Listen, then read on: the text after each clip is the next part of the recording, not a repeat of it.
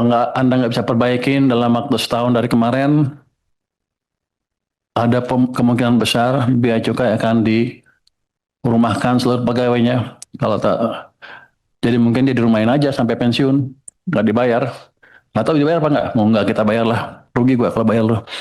Tadi sempat disinggung oleh Pak Purbaya di paparan halaman 20 bahwa memang modus penyelundupan barang antar pulau untuk menghindari pengenaan bea keluar itu masih terjadi. Dan ini kan diselesaikan, dicoba untuk diselesaikan melalui PMK nomor 50 tahun 2024. Yang mewajibkan kapal pengangkut barang untuk menyalakan automatic identification system supaya pergerakannya bisa dipantau dan juga mengatur penggunaan dokumen elektronik supaya proses lebih cepat dan rapi. Nah, pertanyaannya adalah apakah setelah PMK ini keluar pengawasannya jadi lebih baik sehingga modus seperti itu tidak ditemukan lagi atau seperti apa? Itu yang belum kita dengar tadi pada paparannya Pak Purbaya. Dan yang kedua juga tentu kita sangat mendukung langkah tegasnya Kementerian Keuangan untuk menindak tegas praktik under invoicing yang tadi disebut oleh Prof. Haris juga.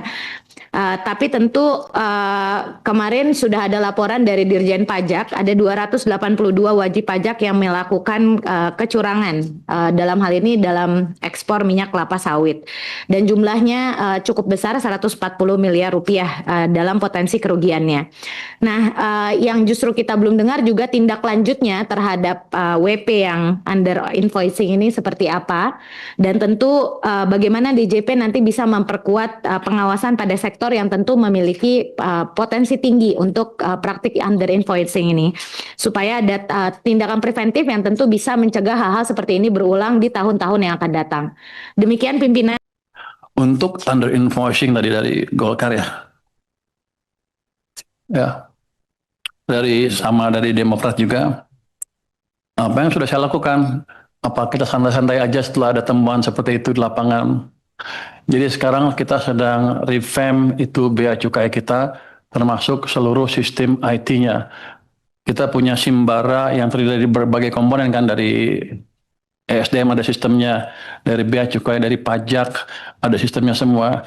Cuman sekarang ngakunya terintegrasi, tapi belum terintegrasi betul.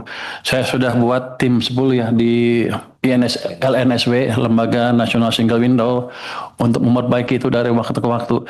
Dan mereka laporan saya sekarang setiap minggu. Progresnya seperti apa, sudah lebih baik, mereka dapat temuan-temuan baru, tapi belum sampai ke level yang ideal. Di Bea Cukai juga sistem IT-nya kita perbaiki sekarang. Kita udah beli scanner-scanner baru ditaruh di Jakarta, di Pelabuhan Tanjung Perak ya, Surabaya. Di Semarang bukan di Semarang. Belawan juga udah kita kasih. Tapi hanya di sana kan scanning di sana aja udah. Saya mau tarik begitu di scanning dapat gambarnya, dapat langsung ke pusat. Jadi pusat bisa melihat langsung barangnya apa. Dan ada langkah lagi biasanya sih kalau udah dideteksi di lapangan, ditanya harganya berapa, apa pas nggak harganya segala macam, biasanya di lokasinya di sana di tempatnya di Tanjung Perak atau di Semarang atau di Belawan. Sekarang kita akan tarik ke Jakarta, di mana yang memutuskan hanya Jakarta, sehingga daerah nggak bisa main-main lagi. Itu sistemnya sedang kita kembangkan. Mungkin Maret tahun depan sudah berjalan dengan penuh. Jadi kita keluarkan cukup banyak sumber daya untuk memastikan itu berjalan. Karena kalau ke bea cukai kan sudah clear. Saya bilang ke mereka, kalau Anda nggak bisa perbaikin dalam waktu setahun dari kemarin, ada kemungkinan besar bea cukai akan dirumahkan seluruh pegawainya. Kalau tak, jadi mungkin dia dirumahin aja sampai pensiun, nggak dibayar. Atau dibayar apa nggak? Mau nggak kita bayar lah. Rugi gua kalau bayar lo. Tapi dengan semangat seperti itu, saya pikir orang kita cukup pintar kalau digebuk sedikit. Gebuk banyak juga, apalagi kalau digebuk banyak. Jadi dengan ke depan harusnya penyelundupan, permainan HS score akan berkurang secara signifikan. Kalau nol sih nggak mungkin kan katanya ya. Ini kan kita nggak hidup di dunia yang ideal. Akan berkurang secara signifikan. Untuk yang tadi juga yang yang PAME, Itu sekarang udah kita panggil tuh pengusaha FAME di seluruh Jakarta, di Indonesia ke Jakarta. Kita bilang ke mereka aturan kita begini, begini, begini.